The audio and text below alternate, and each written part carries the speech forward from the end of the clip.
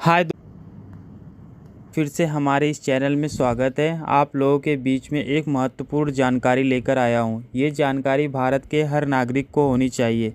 आप लोगों ने थंबनेल तो देख ही लिया होगा, तो आपको पता होगा कि आज का वीडियो किसके ऊपर है।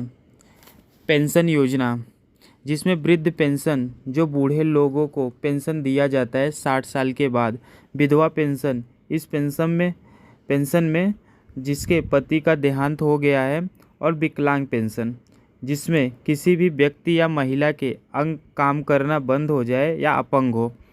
वीडियो को शुरू करने से पहले आपसे एक रिक्वेस्ट है कि चैनल पर नए हैं तो चैनल को सब्सक्राइब कर लीजिए और साइड में बेल आइकन का बटन दबा दीजिए, जिससे आपको ऐसे लेटेस्ट वीडियो मिलती रहे।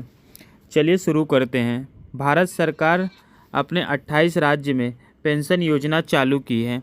हमारे देश में 28 राज्यों में अलग अलग पेंशन मिलता है, कहीं पर बहुत ज़्यादा तो कहीं पर बहुत कम।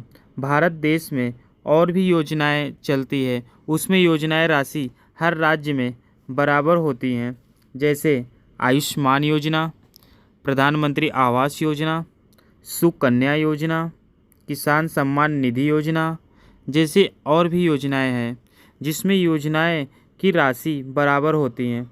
लेकिन पेंशन योजना में ये राशि हर राज्य में अलग अलग है। जैसे कि दिल्ली में 2500 रुपये हर महीने पेंशन है। मैं 3 महीने की नहीं, 1 महीने की बात कर रहा हूँ। दिल्ली में 2500 रुपये पर महीने, चाहे वो विधवा हो या वृद्ध हो या विकलांग, सबको बराबर पेंशन मिलता है। अब कुछ राज्यों में 3000 रुपये हर महीने मिलने वाला है। अब आपको कुछ राज्यों की बात बताऊं जहां पर बहुत कम ये राशि मिलती है। जैसे हमारा उत्तर प्रदेश में पेंशन की राशि 500 रुपये मिलती है, चाहे वो विधवा हो या बुजुर्ग हो, 60 साल का हो या 80 साल का हो, कितने भी उम्र का हो। अब आप बिहार राज्य में पेंशन राशि 400 से 500 रुपये मिलती है। वहाँ पर भी सेम है, विधवा बुजुर्ग चाहे जितनी उम्र का हो, विकलांग चाहे जो हो। वहीं हम अगर देखा जाए तो आज के टाइम में 400-500 में कुछ नहीं होने वाला है। इससे काफ़ी बेहतर झारखंड है, जहाँ पर बुजुर्गों को 800 से 1000 रुपये प्रति माह पेंशन मिलता है। और मैं आपको महाराष्ट्र का बताऊं तो महाराष्ट्र इतना डेवलपमेंट स्टेट है, जो कि भारत की इकोनॉमी कैपिटल है, अर्थव्यवस्था की राजधानी है महाराष्ट्र। वहाँ पर बुजुर्गों और महिलाओं और विकलांगों को, विधवा महिलाओं और विकलांगों को मात्र 600 रुपये मिलता है। यहाँ देखा जाए तो महाराष्ट्र, बिहार और उत्तर प्रदेश की इकोनॉमी से नीचे झारखंड की इकोनॉमी है, लेकिन यहाँ की सरकार 1000 रुपये अपने बुजुर्ग, विधवा बहनों और विकलांग लोगों को दे रही है।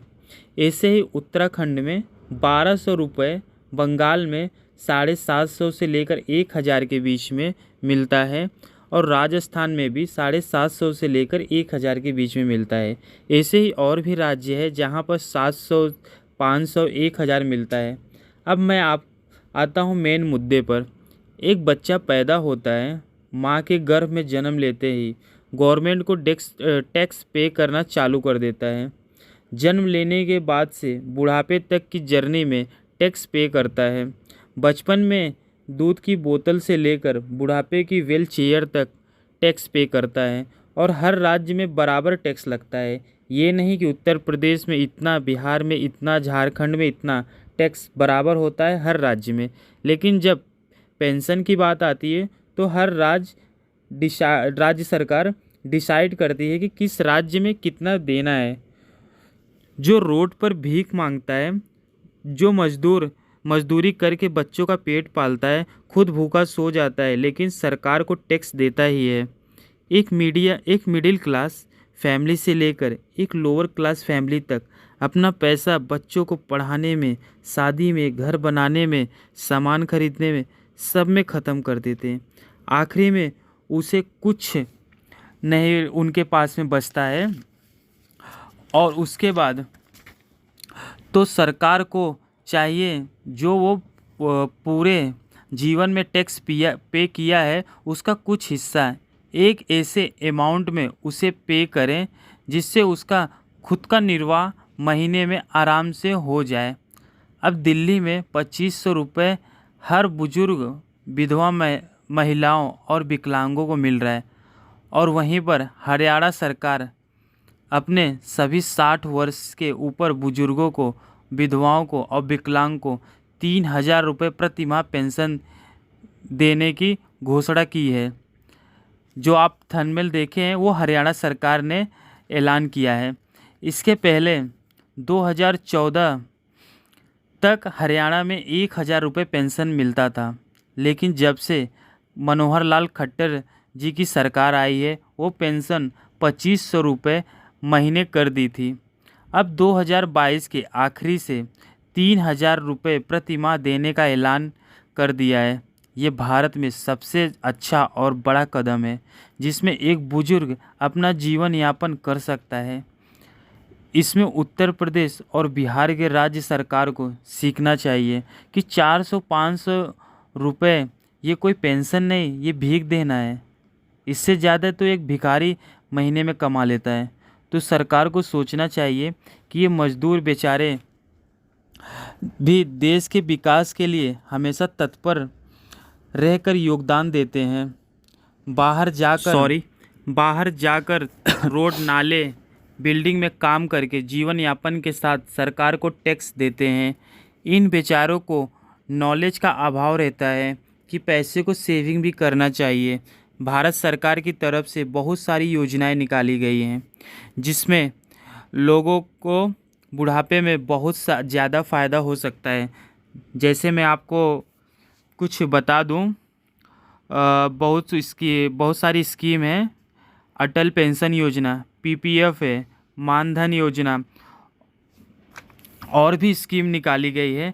पर होता क्या है, इसका सही से प्रचार प्रसार नहीं हो पाता है। अगर होता है तो टीवी के द्वारा और अखबारों के द्वारा, जो मज़दूरों तक नहीं पहुंच पाता है।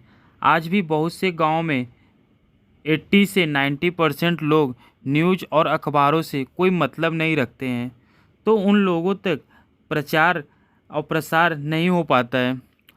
उन्हें पता भी नहीं होता है कि इतना कम पैसा देकर भी महीने का अटल पेंशन में पैसा सुरक्षित कर सकते हैं। बुढ़ापे में हमें ये पैसा काम आ सकता है, ये जानकारी उन्हें नहीं है।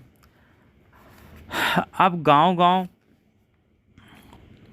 गांव-गांव बता सकते हैं स्कीम के बारे में, लेकिन मुझे नहीं लगता है कि घर बता पाना संभव है। क्योंकि मैं आपको बता दूं, जो राजनीति करने वाले नेता हैं वो घर घर वोट मांगने तो जाते हैं, लेकिन ये नहीं बता सकते कि ये सरकार की योजना है, इसका लाभ आप उठा सकते हैं, आप इसके पात्र हैं। इस चीज़ के लिए घर घर नहीं लोगों को भेज सकते हैं। बहुत से गांव में, राज्यों में प्रधान और सरकार ऐसे हैं जो सिर्फ प्रधानी चलाने के लिए प्रधान बनते हैं, मुख्यमंत्री राज्य चलाने के लिए बनते हैं। लेकिन बहुत प्रधान और सरकार ऐसे हैं जो जनता के लिए बनते हैं, जनता का भला कर सकूं, उनको हर लाभ दिला सकूं। इसी कड़ी में मनोहर लाल खट्टर जी हैं जो अपने राज्य में बुजुर्गों के लिए, विधवाओं के लिए, विकलांगों के लिए 3000 रुपये महीने पेंशन देने जा रहे हैं। इसमें सरकार की ही गलती नहीं, जनता की भी गलती है। आज देश डिजिटल होते जा रहा है, सबके पास एंड्रॉयड फ़ोन है, चाहे वो मज़दूर हो या भीख मांगने वाला हो। उसमें अच्छी चीज़ें नहीं देखेंगे। मोस्टली यूपी और बिहार वाले 1-1, 2-2 घंटे टाइम निकाल देते हैं OTT प्लेटफॉर्म या खेसारी लाल या पवन सिंह के वीडियो देखने में। और मैंने एक चीज़ और भी देखा है कि वो 3-3, 4-4 घंटे बस लगावेलू लिपस्टिक और पीवा से पहले हमार रहेलू ये सब गाने बजाते रहते हैं। कितने लोग तो OTT प्लेटफॉर्म पर या किसी रील को देखने में ही टाइम निकाल देते। ये सब की बेकार जानकारी के लिए उनके पास टाइम रहता है, लेकिन अच्छी चीज़ के लिए कुछ उन्हें पता नहीं रहता है। बाद में गांव के प्रधानों को और राज्य की सरकारों को दोषी ठहराते हैं। मैं आपको बता दूं, बहुत सारी योजनाएं हैं जिससे आप अपना पैसा बचा सकते हैं, जैसे आयुष्मान कार्ड योजना, अटल पेंशन योजना, मानधन योजना, किसान सम्मान निधि योजना, ई श्रम योजना, प्रधानमंत्री आवास योजना, आपदा राहत योजना, सुकन्या समृद्धि योजना। ऐसे ही बहुत सारी योजनाएं हैं। आपको यही कहूँगा कि गलत चीज़ें देखने में टाइम वेस्ट न करें। ये वीडियो आपको अच्छा लगा हो तो लाइक करें, शेयर करें। किसी भी योजनाओं के बारे में आपको जानना है और भी अधिक जानकारी चाहिए तो आप कमेंट करें और चैनल को सब्सक्राइब करें, जिससे आपको ऐसी वीडियो समय समय पर अपडेट मिलती रहे। धन्यवाद।